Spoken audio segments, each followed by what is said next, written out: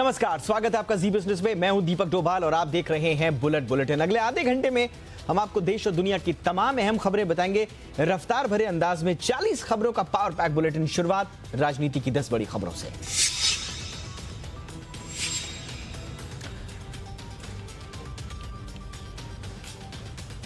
तो आज संसद में एक बार फिर किसान आंदोलन का मुद्दा गूंजा। कृषि कानूनों पर घमासान लगातार जारी है और इस मुद्दे पर आज राज्यसभा में भी अच्छा खासा हंगामा हुआ। सवालों का जवाब देने की कमान खुद कृषि मंत्री नरेंद्र सिंह तोमर ने संभाली। कृषि मंत्री ने नए कृषि कानूनों के फायदे गिनाए और साथ ही साथ विपक्ष पर जमकर हमला भी बोला। कांग्रेस पर निशाना साधते हुए नरेंद्र सिंह तोमर ने कहा कि खेती पानी से होती है, लेकिन खून की खेती सिर्फ कांग्रेस ही कर सकती है। राज्यसभा में कृषि मंत्री के तंजों पर कांग्रेस के बचाव में दिग्विजय सिंह उतर आए। दिग्विजय सिंह ने नरेंद्र सिंह तोमर के आरोपों को बेबुनियाद बताया और कहा कि कांग्रेस पार्टी हमेशा सच्चाई और अहिंसा के रास्ते पर चलती आई है।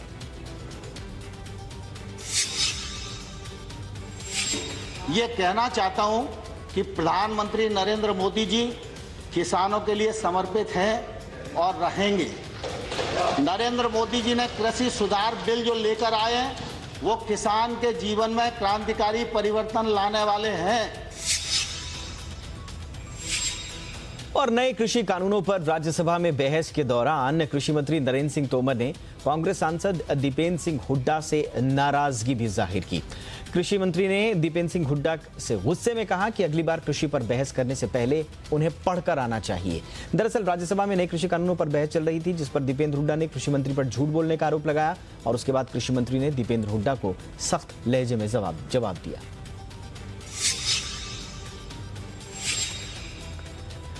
उधर संसद के बाहर सड़कों पर कृषि कानूनों के खिलाफ किसानों का प्रदर्शन 72वें दिन भी जारी रहा।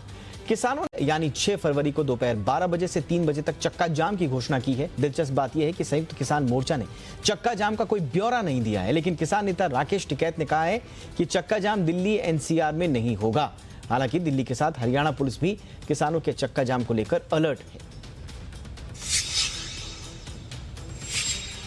किसान आंदोलन को लेकर सोशल मीडिया पर अपलोड हुए टूल किट का मामला तूल पकड़ता दिखाई दे रहा है। इस मामले में दिल्ली पुलिस ने गूगल से जवाब मांगा है। दिल्ली पुलिस ने गूगल से पूछा है कि पहली बार टूल किट को गूगल डॉक्स पर किसने अपलोड किया था, उसका आईपी एड्रेस और लोकेशन बताई जाए। आपको बता दें कि ग्रेटा थर्नबर्ग ने अपने ऑफिशियल ट्विटर हैंडल से किसान आंदोलन को लेकर एक टूल किट शेयर किया था, जिसमें किसान आंदोलन को तारीखों के मुताबिक चीजें करने की जानकारी दी गई थी और इसके बाद से वो लगातार निशाने पर है। जम्मू कश्मीर में फिर से 4G नेटवर्क की शुरुआत हो गई है। राज्य में अनुच्छेद 370 हटाए जाने के बाद से 4G नेटवर्क को बंद कर दिया गया था। काफी समय से राज्य में 4G इंटरनेट सर्विस को शुरू करने की मांग की जा रही थी।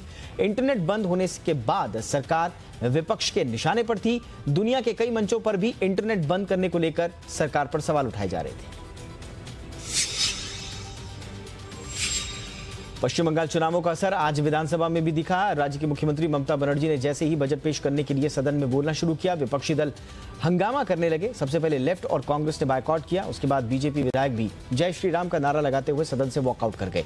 बीजेपी ने इस बात से नाराजगी जाहिर की कि राज्यपाल को सदन में भाषण देने के लिए आखिरकार क्यों नहीं बुलाया गया। कांग्रेस को 2019-20 में 139 करोड़ रुपए से ज्यादा का चंदा मिला है। यह खुलासा हुआ है इलेक्शन कमीशन की एक रिपोर्ट में, जिसमें आईटीसी और इससे जुड़ी कंपनियों ने 19 करोड़ रुपए से ज्यादा का चंदा पार्टी को दिया है, जबकि प्रूडेंट इलेक्टोरल ट्रस्ट ने 31 करोड़ रुपए का चंदा दिया है। रिपोर्ट के मुताबिक 1 अप्रैल 2019 से 31 मार्च 2020 के बीच देश के पूर्व प्रधानमंत्री डॉक्टर मनमोहन सिंह ने 1,08,000 रुपए, कांग्रेस पार्टी की पूर्व अध्यक्ष राहुल गांधी ने 54,000 रुपए, पार्टी की मौजूदा अंतरिम अध्यक्ष सोनिया गांधी ने 50,000 रुपए का चंदा दिया था, जबकि कांग्रेस नेता कपिल सिब्बल ने सबसे ज्यादा 3 करोड़ रुपए का चंदा दिया।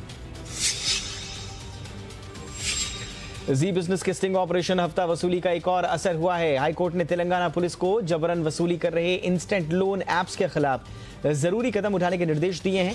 कोर्ट ने कहा है कि फर्जी लोन ऐप कंपनियों के खिलाफ कार्रवाई की जाए। आपको बता दें कि जी बिजनेस ने फर्जी ऐप लोन को लेकर स्टिंग ऑपरेशन किया था, जिसके बाद जांच एजेंसियां लगातार हरकत में हैं। लोगों की गिरफ्तारियां भी लगातार हो रही हैं।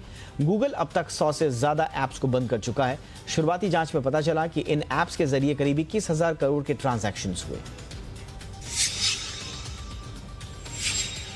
एरो इंडिया शो के दौरान पहली बार एक एंटी ड्रोन गन देखने को मिली है, जिसे भारत की ही कंपनी क्राउन ग्रुप ने तैयार किया है। क्राउन ग्रुप के मुताबिक इस गन का वजन करीब 3 किलो है। ऐसे में कोई भी सैनिक इस एंटी ड्रोन गन के को अपने कंधे पर टांग कर बॉर्डर पर पेट्रोलिंग कर सकता है। कंपनी के मुताबिक इस गन की रेंज करीब 1.5 किलोमीटर है, जो दुश्मन पर निशाना साधने के साथ साथ घुसपैठ पर लगाम लगाने में भी काफी अहम होगी। फाइजर ने भारत में अपने कोरोना की वैक्सीन के इमरजेंसी यूज के लिए दिया गया आवेदन अब वापस लेने का फैसला किया है।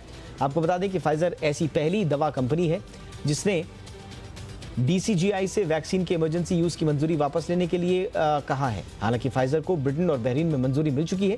कंपनी के मुताबिक फाइजर ने 3 फरवरी को DCGI की विशेषज्ञ समिति की बैठक में हिस्सा लिया था, जिसमें चर्चा के आधार पर कंपनी ने अपना आवेदन वापस लेने का फैसला किया है। हालांकि कंपनी ने कहा है कि वो दोबारा इसके लिए आवेदन करेगी।